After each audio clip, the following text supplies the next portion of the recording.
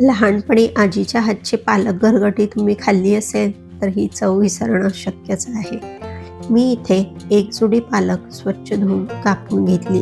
कुकरच्या भांड्यामध्ये पालक, 10-12 कच्चे शेंगदाणे, थोडीशी स्वच्छ धुवून घेतलेली तूर डाळ, गरजेनुसार पाणी घालून कुकरला 3 शिट्ट्या करून घ्यायच्या. तूर डाळ ऐवजी तुम्ही आवडीनुसार चणा डाळ किंवा मूग डाळ वापरू शकता.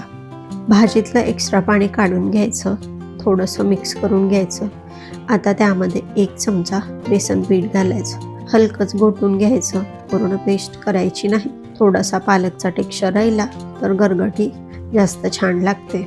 कढईतले तेल तापले की जिरं घालायचं. जिरं तडतडलं की 10-12 लसूण पाकळ्या आणि 3 हिरवी मिरची मी खलबत्त्यामध्ये जाडसर ठेचून घेतली आहे ती घालते.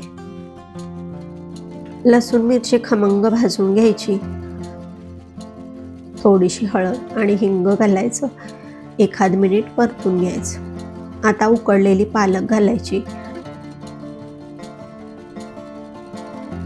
पालकातलं काढलेलं पाणी घालायचं. तुम्ही तुमच्या आवडीनुसार पाणी कमी जास्त करा.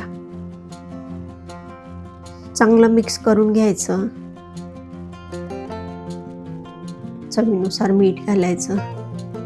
आता 7 ते 8 मिनिटे मंद आचेवर शिजवून घ्यायचं. अधूनमधून हलवत राहा. गरम गरम भातासोबत मस्तच लागते. आम्ही तर ज्वारीची भाकरी आणि गरगटी अशी कुस्करून खाल्ली आहे. तुम्ही कधी खाल्ली आहे का?